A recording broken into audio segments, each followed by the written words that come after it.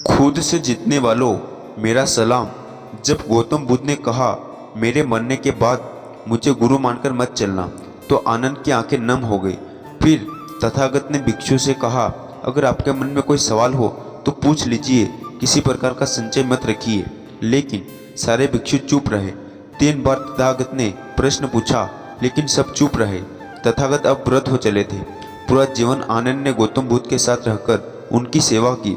एक दिन जब तथागत आराम कर रहे थे, तब कुटिया के बाहर से किसी की रोने की आवाज आई। तथागत ने आनंद से पूछा, बाहर कौन है जो इस तरह व्याकुल होकर विलाप कर रहा है? आनंद ने कहा, बनते भद्रक हो रहा है, वह आपके दर्शन के लिए आया है। गौतम बुद्ध ने कहा, उसे तत्काल मेरे पास ले आओ। भद्रक जैसे ही कुटिया के अंदर आया, वह गौतम बुद्ध के पैरों में सिर रखकर रोने लगा। गौतम बुद्ध ने स्नेह से पूछा, क्या बात है? बस। भद्रक ने कहा, आपकी वृद्ध अवस्था देखकर मैं विचलित हो गया हूँ। जब आप हमारे साथ नहीं होंगे, तब हमारा मार्गदर्शन कौन करेगा?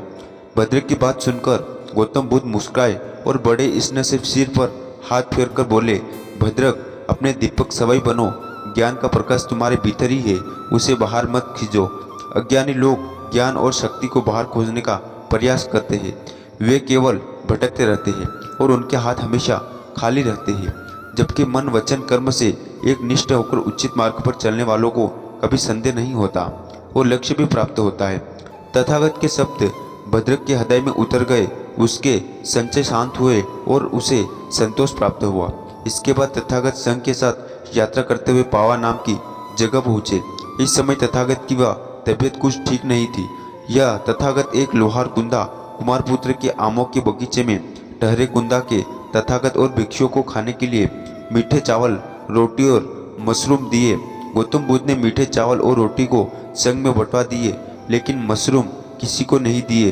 उन्होंने थोड़े से मशरूम खाए और बाकी जमीन में गड़वा दिए, क्योंकि उन्होंने समझ लिया था कि इसे कोई और पचा नहीं सकता। मशरूम खाते ही वे बीमार हो गए।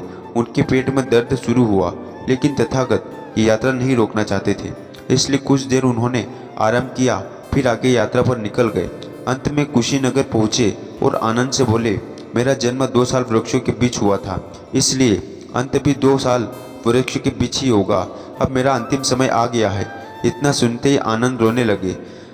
आनंद को रोता देख गौतम बुद्ध ने कहा, जो चीज़ है उन हुई है वो मरती है, निर्वाण अनिवार्य है, स्वाभाविक है कुंदा के लिए। संदेश तथागत ने कहा, आनंद, एक ऐसा समय आएगा जब लोग मेरी मृत्यु का दोष कुंदा को देंगे कि तुम्हारा भोजन करने के बाद गौतम बुद्ध नहीं रहे। वह भी खुद को कसेगा और जीवन भर पछतावा करेगा। इसलिए आनंद, जो मैं बात तुमसे कहूँगा, तुम कुंदा से यह सारी बातें कहना। यह सारी बातें सुनकर मन का दुख और पीड़ा कम हो जाएगी। तुम कुंदा से कहना, मित्र कुंदा, ये तुम्हारा सौभाग्य है कि तथागत ने अपना अंतिम भोजन तुम्हारे हाथों से लिया और फिर वे महापरिनिर्वाण को प्राप्त हुए। क्योंकि 2 तरह की भिक्षा है जिनका सर्वोच्च कोटि का फल मिलता है। एक वह भिक्षा जिसे ग्रहण करने के बाद तथागत ने निर्वाण प्राप्त किया था, और दूसरा जिसे ग्रहण करने के बाद तथा ने महापरिनिर्वाण प्राप्त किया था। इसलिए कुंदा यह विलाप करने का कारण नहीं है, बल्कि इस कर्म से तुम्हारा जीवन लंबा, स्वस्थ और सुंदर होगा और तुम्हारा अगला जन्म भी बहुत अच्छा होगा। आनंद, जब कुंदा से यह कहोगे तो उसके मन का पूछ हल्का हो जाएगा। आखिरी संदेह। इसके बाद तथागत ने भिक्षुओं को संबोधित करते हुए कहा, कोई संदेह हो तो मुझसे प्रश्न करिए, ताकि बाद में पछतावा ना हो कि तथागत सामने थे और हम उनसे कुछ पूछ ना सके। भिक्षु शांत रहे। तथागत ने फिर 2 बार और यही प्रश्न पूछा, फिर भी भिक्षु शांत रहे। जब गौतम बुद्ध ने उनसे कहा कि हो सकता है कि गुरु के प्रति सम्मान प्रकट करते हुए आप अंतिम समय में कोई प्रश्न नहीं कर रहे हैं, ठीक है, आप ऐसा मानिए कि एक मित्र है दूसरे मित्र से बात कर रहा है, ऐसा मानकर मुझसे प्रश्न कीजिए। भिक्षु फिर भी चुप रहे। आनंद ने तथागत से कहा, बनते, मुझे पूर्ण विश्वास है कि यह एक भी ऐसा भिक्षु नहीं है जिसे बुद्ध मार्ग या अभ्यास को लेकर कोई संदेह या उलझन हो। तथागत ने कहा, फिर ये आनंद, तुम तो विश्वास से कह रहे हो, लेकिन मैं जानता हूँ कि यह उपस्थिति सभी 500 भिक्षु सुयोग्य है और सभी मुक्ति पाने वाले हैं। इसके बाद भगवान ने आखिरी उपदेश दिया। तथागत ने कहा, मैं आप लोगों को केवल रास्ता दिखा सकता था, मैं आप लोगों को प्रेरित करता हूँ। बूढ़े, आगे बढ़ो, जितने भी चीज़ें अपने पकड़ रखी है ये सब जाने वाली है, सब नश्वर है। मन पर पूर्ण विजय पाने के लिए पूर्ण निष्ठा और ईमानदार से उद्यम करो। दोस्तों, इन वाक्यों में महत्वपूर्ण लेसन छुपे हैं। इसमें सबसे पहले इम्परमानेंस यानी नश्वरता। तथागत कहते हैं कि दुनिया में हर चीज़, हमारा शरीर, अनुभव, ज्ञान, पैसा, प्रसिद्धि, हार जीत, यह सब कुछ नश्वर है।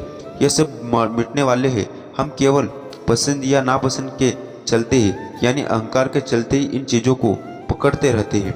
इसलिए डर, चिंता और मन के विचारों में फंस जाते हैं। इसी को दुख कहते हैं। इसी दुख से मुक्त होने के लिए हमें सबसे पहले नश्वरता को स्वीकार करना होगा। कोई भी अनुभव, कोई भी ज्ञान या शरीर कुछ भी दिखने वाला नहीं है। सब कुछ प्रकट होता है और नष्ट होता है। सब कुछ जन्म लेता है और मिट जाता है। हर विचार केवल आ रहा है और जा रहा है। इसके बाद सचेत होकर हमें इस पल में रहना है। तथागत के संदेश का दूसरा लेसन है माइंडफुल। गौतम बुद्ध कहते हैं कि अपनी साधना और प्रयास पूर्ण भरोसा रखो, यानी जीवन का हर पहलू में, हर स्थिति में सोच सचेत कर रखकर विचारों, इच्छाओं और वासनाओं को, सुख दुख सबको बिना विचलित हुए देखो। ऐसा करने से हम प्रेजेंट मोमेंट में यानी इस पल में रहते हैं। तो दोस्तों, आज का वीडियो बस यहीं समाप्त करते हैं। आपको कैसा लगा और कमेंट करके ज़रूर बताना, और ऐसे वीडियो देखने के लिए हमारे चैनल को सब्सक्राइब जरूर कर लेना।